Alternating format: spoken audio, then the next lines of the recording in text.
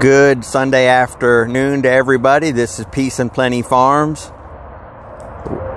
I'm out here sitting in the lawn chair looking over the farm. If you hear Mr. Rooster, that's because he's right here keeping an eye on me. The chickens are out free ranging right now. You may hear them in the background scratching around. Like I've said before, we live pretty close to 95. In fact, right through there on the other side of the pond back there is 95. So sound quality has been a real challenge here getting started learning to do the video recording. So I've got a dead cattail microphone cover, the long-haired microphone cover, and we'll see how that recording does. But typically on Sundays, I like to set out here and talk about the prepared list, being prepared list. It's about 100 items long, but I may have shortened it down and changed it and refined it a little bit. I got it off the internet and I've added things and changed things, and I thought I'd sit here and talk to you. We've done on previous Sundays we've done maybe 10 items, so we'll probably do 4 or 5 items today. You can hear Moon Pie right there. He wants a treat. He's always wanting a treat. And you can see the Morans down there. Well, they must have just gone in. Maybe they'll come back out. We'll see. So we're up to number 11 on the 100 item preparedness list. And number 11 is cooking oil. Now, cooking oil, you know, typically you think of nowadays of vegetable oil and this type of thing, but you want a sustainable cooking oil solution, because cooking oil is next to water when it comes to cooking anything, eggs or anything you're going to do. You're going to need cooking oil. One item that stores well and for a long period of time is coconut oil, and it's a lot better for you than the vegetable oil. But find somebody who's got a pig farm, or think about having a couple of pigs for yourself and getting to know somebody who will butcher them for you. If you're not very many people can raise pigs, so find somebody who does, and find something that you can barter and trade with them. And have a line on cooking oil, just as important as you have on water. You're going to need cooking oil. Number 12 is charcoal. You know, doing a charcoal fire in the wintertime. In the summertime, you don't want to build a wood fire and wait for all that. But if you had a charcoal fire, it can be quick and short to do meals on. And I have found that Lowe's does a half-price charcoal on Memorial Day. So, and I don't think they limit it to how many bags. So you can go to Lowe's on Memorial Day and pick up a couple of bags half price and put those in storage and have those for cooking. Number 13 is, this is interesting. You know, water containers was on the list, but it's very hard to store water. You know, algae and all that gets in the water, and it just doesn't store very long in tanks and bottles and things. You know, you can store water to that you're going to use to take a shower or flush the toilet fairly easily, but potable water, drinkable water that you're not going to want to boil or whatever, or fresh water. One of the things that I thought of that really shocked me was, and very necessary, and you don't realize it until your water's out one day and you're having to warm water and move water around, is having galvanized buckets because of the hot water. You can't put really hot water into plastic buckets. Lots of people have plastic buckets around, and that's great. The food grade white buckets are really great to have around the farm and around the residential house for storage and moving water, catching water from the gutter or whatever. But you need galvanized buckets, and they've got to be water buckets. If you just go grab a bunch of galvanized buckets, you'll find that they're not watertight. They have to be specifically designed to carry water. And because they're galvanized, they can carry hot water. So that's an important item to have.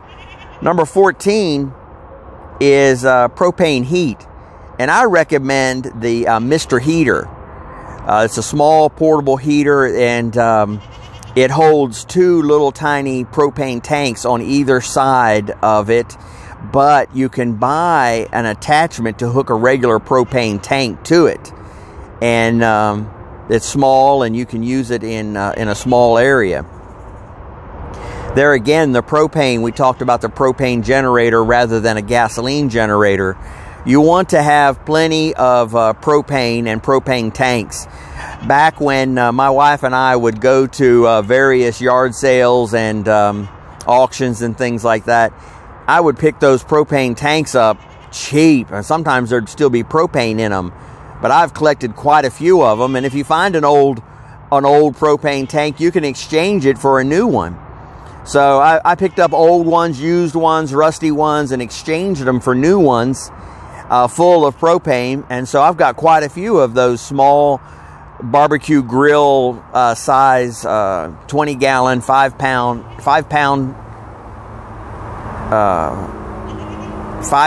20-pound tanks. Now, I'll tell you an interesting secret about those propane tanks. If you go to an exchange, you get 5 pounds less gas than you do when you just take the tank and have it filled and get 20 pounds. Now, they charge the same price. It's close to $20 to exchange, or it's $20 just to take it and have it filled, but you get 5 more pounds when you just have it filled. So keep that in mind, that they're shorting you a few pounds. It says right on there it's only filled to 15 pounds, but it holds 20. So to get your money's worth, just don't exchange them. Take them somewhere and have them filled. Number 15 is meat grinders. Now, there again, collected those small meat grinders at various yard sales and things, and I even found bigger versions of them, and still looking for a really big one that I'd like to find one big enough to throw a whole rabbit or a possum or a raccoon in to grind it up for the chickens. That would be ideal, but I don't think there's anything like that out there, not that I've seen. But you know, on the farm, you're constantly catching wild raccoons and possums and a few other various predators, and it'd be nice to have a quick way to grind them up, cook them, and feed them back to the chickens, because the bones and all that ground up. Now, when we do the rabbit processing, we grind up the bones, and I freeze them in little bags and feed those to the chickens. Boy, do they love that ground up carcass from the rabbits. They absolutely love it. And I'll show you how I do the broth. I put it in the little broth bag and boil it. And we get an incredible thick broth out of those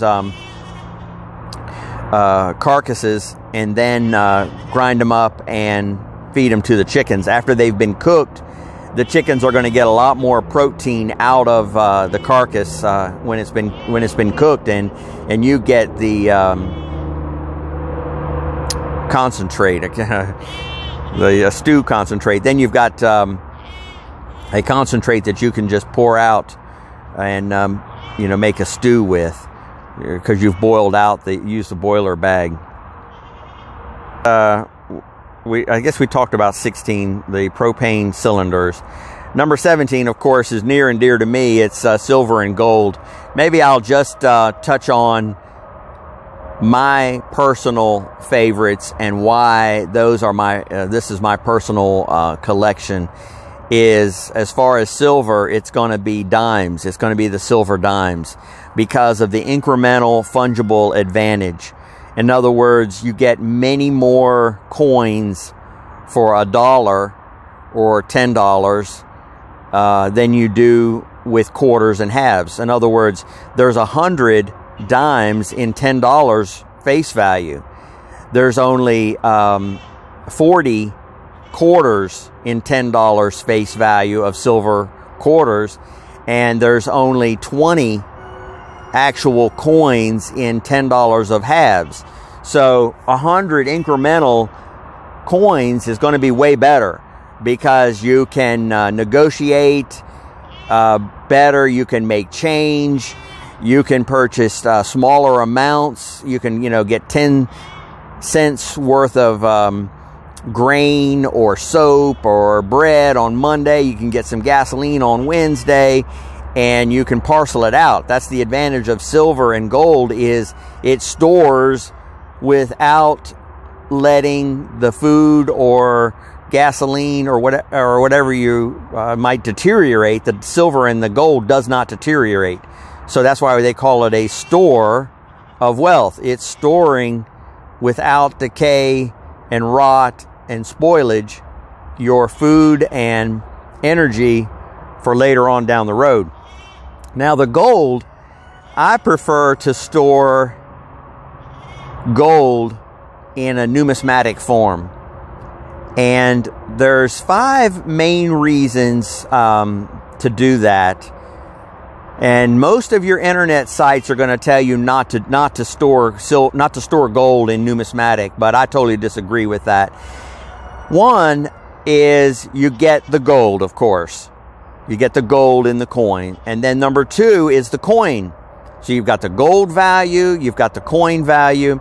The third one is the numismatic value. So if it's a 1933 or older gold coin, it's going to have numismatic value. In other words, antique value as a coin, whether it's by the date or the mint mark or the condition. These 3 things will add up to numismatic value.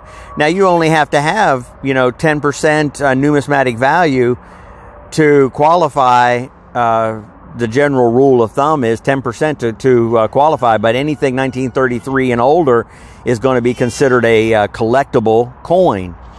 So these coins are excluded from confiscation, the numismatic.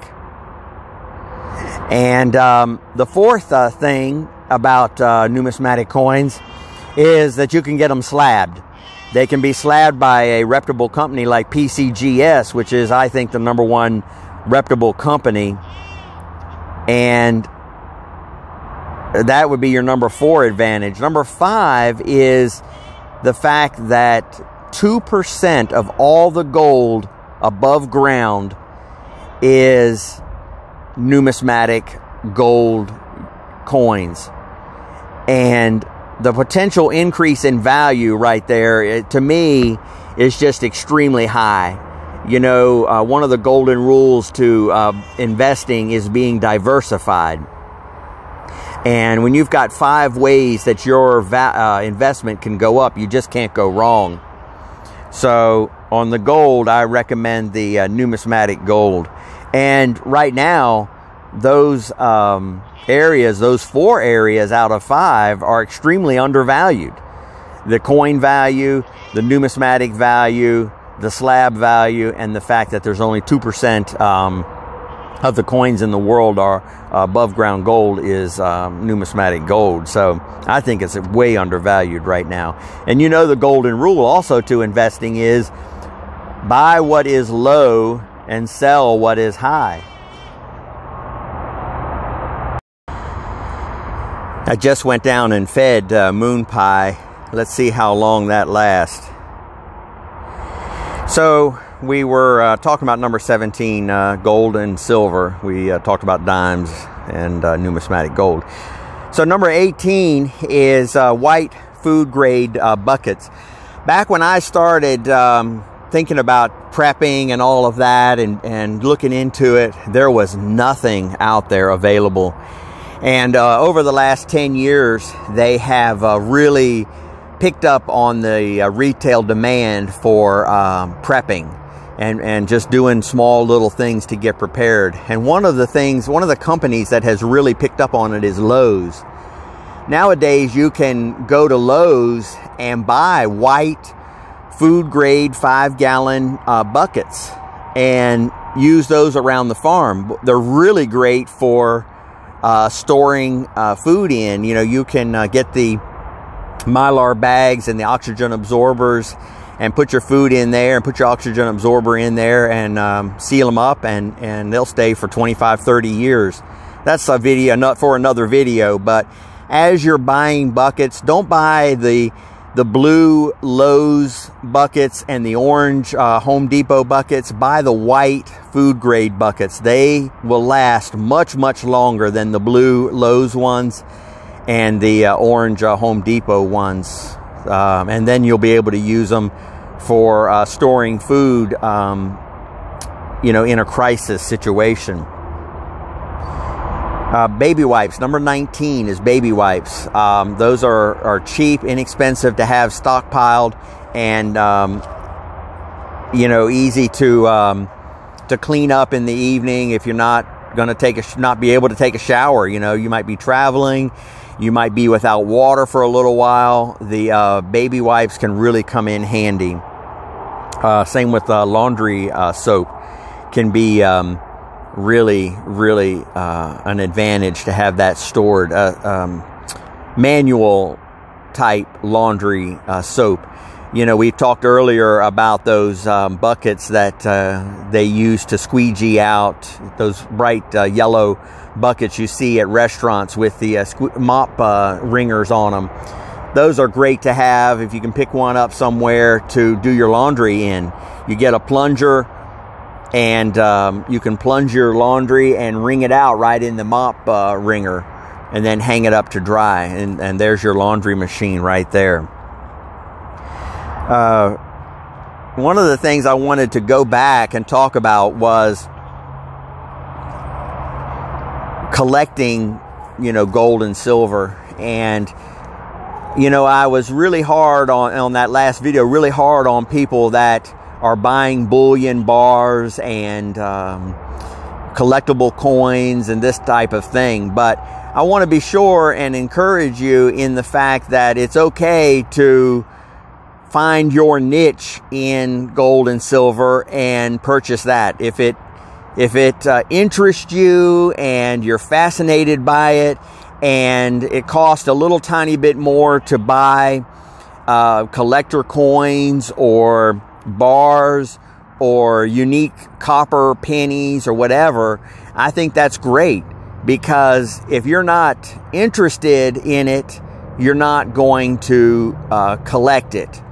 You're going to lose interest, and it's going to fall to the wayside. But you know, I have people who come in, and I'll give them a lot of times I'll give them a Whitman book where you can put Morgans and peace dollars in there, and they'll buy and just put the dates in. Okay, I want, you know, all of the dates from the peace dollar. You could skip the 21 because it's a really high collectible. It's just do the ones that are common dates, which is basically all of them except for the 21. Do the 1922 on through and collect all the dates. Same with the Morgans. Just collect all the dates. Maybe get some better conditions, whatever. But what I'm saying is, whatever will get you to collect silver. If it means filling dates, if it means collecting bars or Pacific bars, old bars, collector bars, whatever it takes to capture your interest and enthusiasm to put some silver aside. It doesn't have to be mundane, boring, I don't know where my money's going type thing. It can be a fun thing. One of the other things I was talking about, comparing silver bars to coins. It's interesting how this last cough pandemic that swept the globe, how the spot price of your silver didn't go up at hardly at all, $1, maybe $1.50, something like that. But the premium on your coins went up quite a few dollars, anywhere from $5 to $7, maybe $8 up on your premium. So there's your diversification coming in as a huge advantage. You were diversified into coins and that particular avenue increased in value.